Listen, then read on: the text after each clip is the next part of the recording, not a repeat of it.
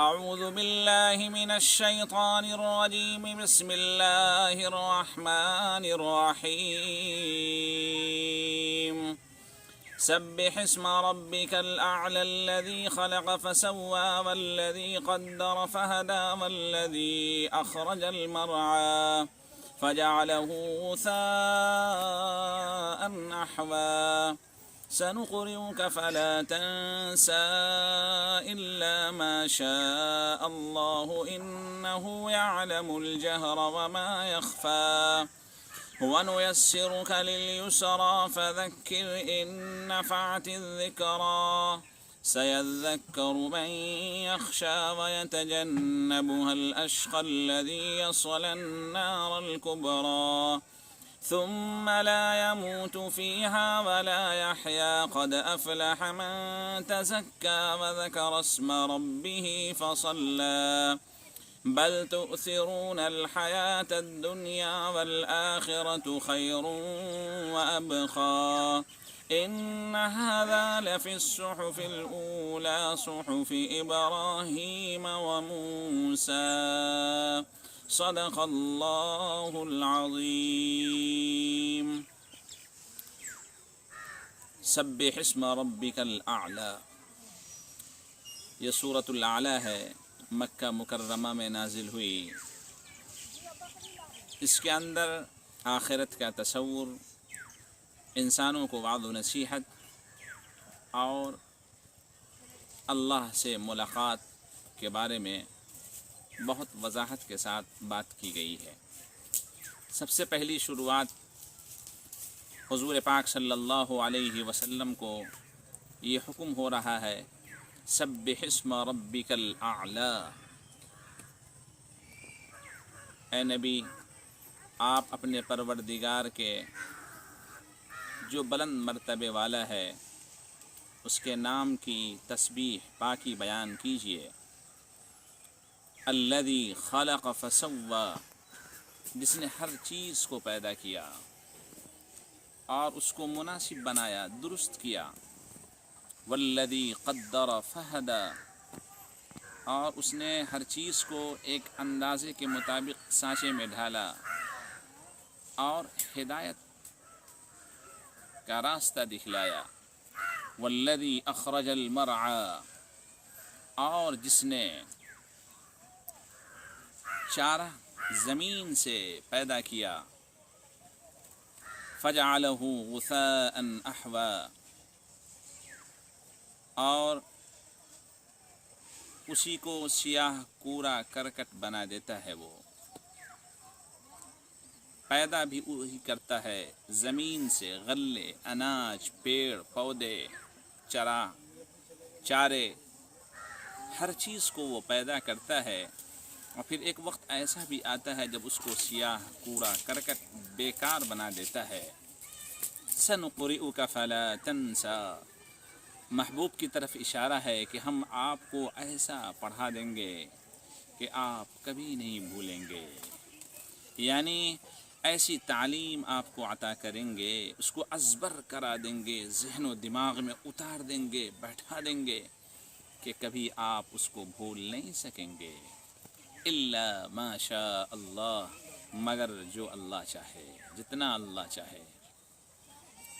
انہ یعلم الجہر وما یخفی، جو چیزیں پوشیدہ ہیں اور جو کھلم کھلا ہے، ہر چیز کو وہ اللہ جانتا ہے.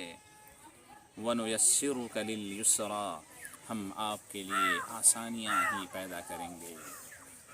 فَذَكِّرْ إِن نَفَعَتِ الذِّكْرَى، آپ وعظ و نصیحت کیجئے اگر وعظ و نصیحت مفید ہو. یعنی آپ کا کام ہے لوگوں کو صحیح راستے کی طرف رہنمائی کرنا، وعظ و نصیحت کرنا. لوگوں کا کام ہے اس پر عمل کرنا. آپ اپنا کام کرتے رہیے، لوگوں کے کام کی فکر میں نہ رہیے. سَيَذَّكَّرُ مَن يَخْشَى، ان قریب نصیحت وہ حاصل کرے گا جو اللہ سے ڈرتا ہوگا. وَيَتَجَنَّبُهَا الْأَشْقَى، بدنصیب اس سے محروم رہے گا اور اپنے پہلو کو بچا کر علیحدگی اختیار کرے گا. الذی یصلی النار الکبریٰ، الذی یصلی النار الکبریٰ.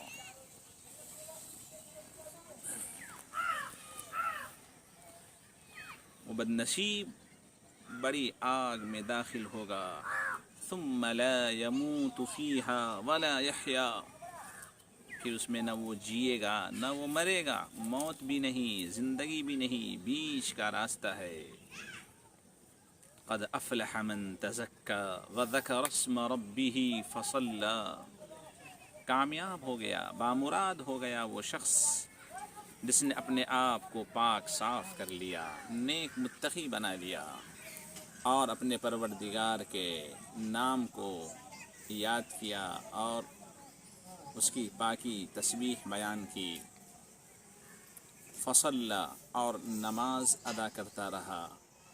بل تؤثرون الحیات الدنیا، اے منکرو، کافرو، مشرکو، تم لوگ یہ دنیاوی زندگی کو مقدم رکھتے ہو، ترجیح دیتے ہو، اصل اسی کو سمجھتے ہو. والآخرۃ خیر وابقی، حالانکہ آخرت بہتر ہے اور پائیدار ہے، ہمیشہ رہنے والی چیز ہے.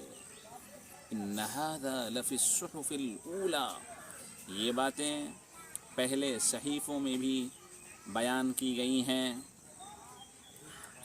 صحف ابراہیم و موسیٰ، یعنی حضرت ابراہیم اور حضرت موسیٰ علیہم الصلوات والتسلیمات کے صحیفوں میں.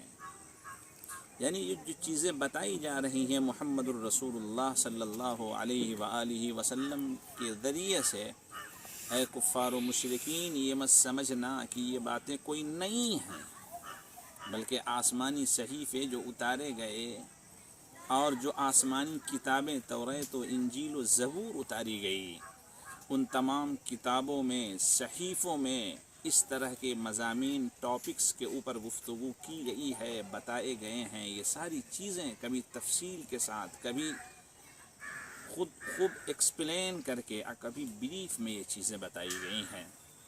لہذا یہ صورت ہمیں اس بات کی طرف تعلیم دیتی ہے، رہنمائی کرتی ہے کہ ہم اللہ کے ایک بنیں، نیک بنیں، صالح فرما بردار بنیں، دنیاوی زندگی کو خیر آباد کہیں، بس اتنی زندگی میں ضروریات رکھیں جو ہمارے کام آوے.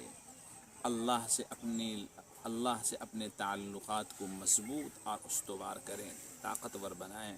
انشاءاللہ آج کا یہ تعلق قائم کرنا کل آخرت میں نفع بخش ثابت ہوگا. وآخر دعوانا ان الحمد للہ رب العالمین. کر دیا.